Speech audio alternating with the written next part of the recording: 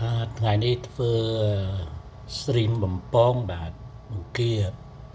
បំពងបង្គាបាទនេះគ្រឿងបាទម្សៅសម្រាប់បំពងបាទប៊ីចេងស្ករនិងអំបិលបាទនិងពងមាន់បាទ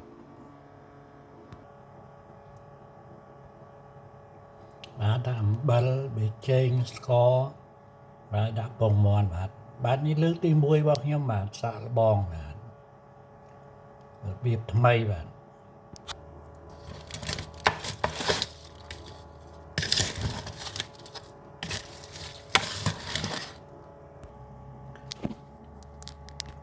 ប្រឡាក់វាហើយយើងទុកចោលប្រហែល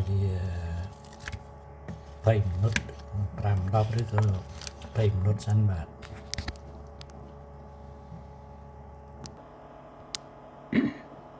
នេះសុទ្ធតែជាគ្រឿងសម្រាប់ធ្វើម្ហូប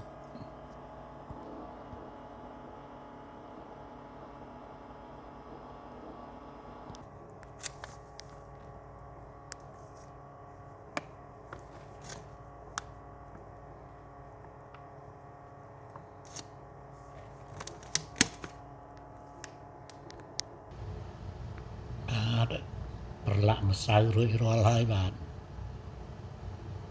រៀបចំនឹងបំពងបាទ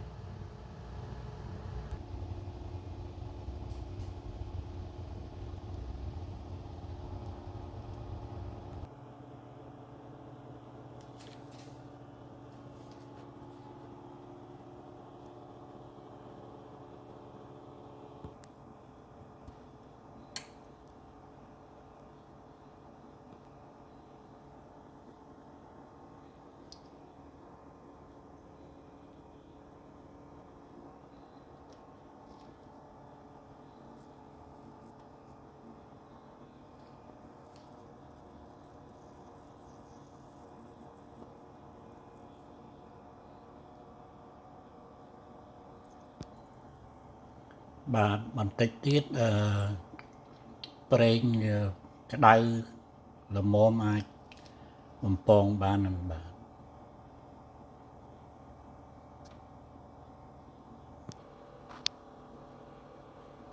ទមិនហ៊ានបើកភ្លើងខ្លាំងទេបាទកុំឲ្យវាក្តៅពេក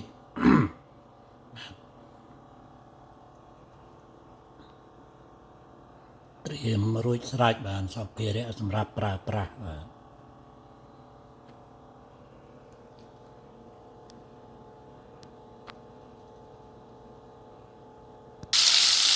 ទសាកលបងមើលសិនបាទ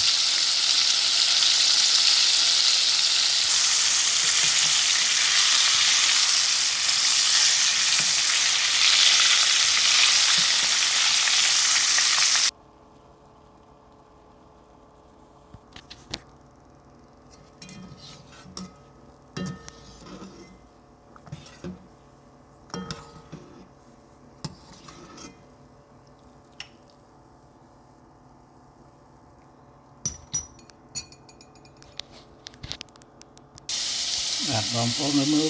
តំណងអត់បាទចង់ធ្វើប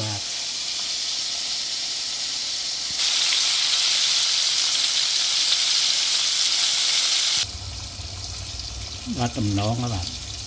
មុំមិនសាបមិនប្រៃបាទលយមក